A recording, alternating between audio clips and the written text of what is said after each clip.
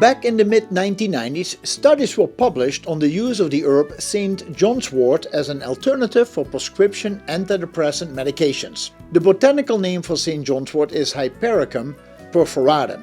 The amount used in the studies was 900 mg daily, which back 30 years ago was given in 300 mg doses 3 times a day. In the herb was a certain percentage of what is called standardized extracts. This means that each dose was guaranteed to have a specific amount of that active component in St. John's wort. Without that extract, this herb would not work. That active component is Hypericin. The amount was just 0.3% of 900 mg, which is 2.7 mg daily. Since that time, many more studies have been done with actually pretty good results. When it comes to mild to moderate depression, using St. John's wort works similarly to prescription antidepressants and better than placebos.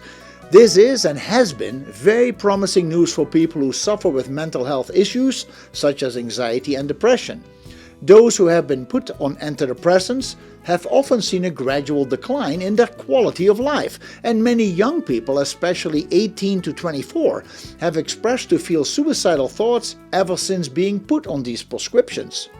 I don't know if St. John's wort is the solution for you in case you're dealing with depression and anxiety, but heck, you owe it to yourself to dig a little deeper here and try this herb. The research is there for you to read up on. Visit healthinfocusnow.com.